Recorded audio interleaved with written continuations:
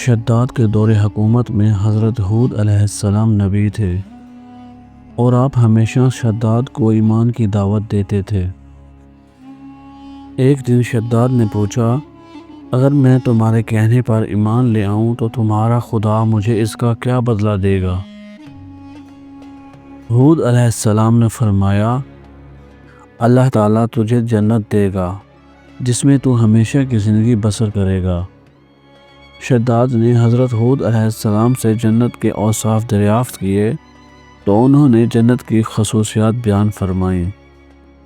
یہ سن کر شداد نے کہا، مجھے اللہ کی جنت کی کوئی ضرورت نہیں، ایسی جنت میں خود ہی تعمیر کراؤں گا۔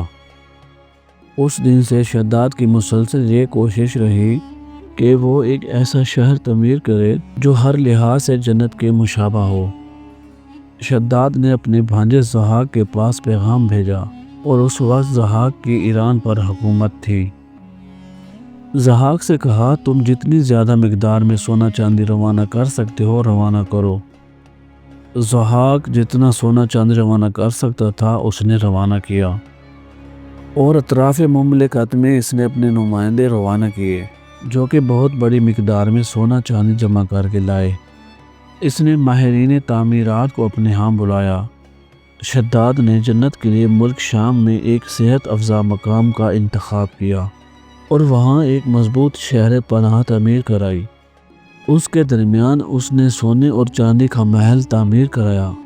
اس کی دیواروں کو قیمتی جواہر سے آراستہ کیا۔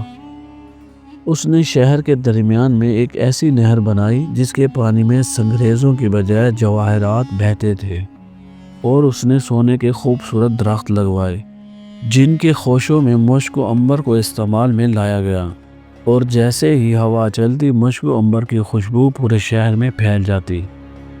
بیان کیا جاتا ہے کہ محل کے ارد گرد اس نے سونے کے 12,000 کمرے تعمیر کرائے اور ہر طلائی کمرہ کو یاقوت اور جواہر سے آراستہ کیا، اور اطراف سے خوبصورت اور جوان عورتوں کو وہاں لایا گیا۔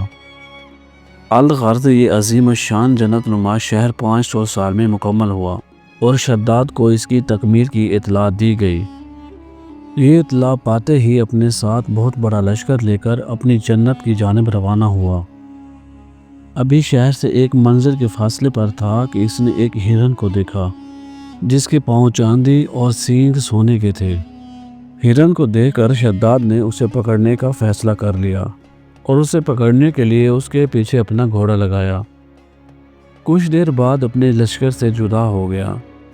وہ صحرا میں اکیلا اور تنہا گھوڑا دوڑا رہا تھا کہ اچانک اسے ایک سوار نظر آیا جو کہ انتہائی ہیبت ناک شکل و صورت رکھنے والا تھا۔ اس نے شداد کو پکار کر کہا، شداد، تو نے عالی شان محل تعمیر کر کے یہ سمجھ لیا ہے کہ تو اب موت کے پنجے سے بھی آزاد ہو چکا ہے۔ یہ سن کر شداد بہت کانپنے لگا اور اس سے پوچھا، تو کون ہے؟ اس نے جواب دیا، میں ملک الموت ہوں۔ شداد نے کہا، اس وقت تمہیں مجھ سے کیا کام ہے اور میرے درمیان رکاوٹ کیوں ڈال رہے ہو؟ ملک الموت نے کہا، میں صحرا میں تیری روح قبض کرنے آیا ہوں۔ شداد نے کہا، مجھے کم از کم اتنی مہلت دے دو تاکہ میں اس شہر کو جا کر اپنی آنکھوں سے دیکھ سکوں۔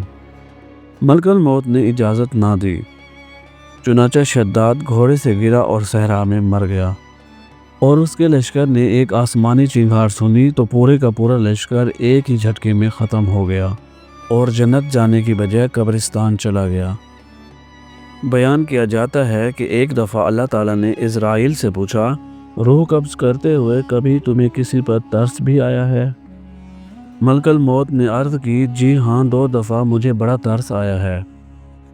پہلی دفعہ اس وقت مجھے ترس آیا جب سمندر میں ایک ماں اپنے نوزائیدہ بچے کے ہمراہ سفر کر رہی تھی۔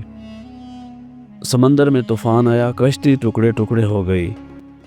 وہ ماں ایک ٹکڑے پر اپنے نوزائیدہ بچے کو لے کر سمندر میں محو سفر تھی۔ اس وقت مجھے آپ کا حکم ملا کہ اس عورت کی روح قبض کر لی جائے۔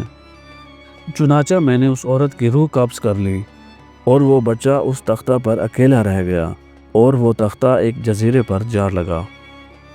اور دوسری مرتبہ مجھے شداد کی روح قبض کرتے ہوئے ترس آیا ہے۔ اگرچہ وہ دشمن خدا تھا لیکن اس نے بڑی محنت سے جنت تعمیر کرائی تھی اور آپ نے اسے دیکھنے کا موقع تک نہ دیا۔ جب ملک الموت دونوں قصے بیان کر چکا تو اللہ تعالیٰ کی جانب سے صدا آئی کہ اے ملک الموت، تم نے دونوں مرتبہ ایک ہی شخص پر رحم کیا ہے۔ تختے پر جس بچے کو تم نے دیکھا تھا ہم نے اس کی پرورش کی، اسے عزت و عظمت دی، اسے اقتدار دیا، اور وہ بدبخت ہمارا منکر بن بیٹھا اور ہماری جنت کے مقابلے میں اپنی جنت تیار کرنے لگا۔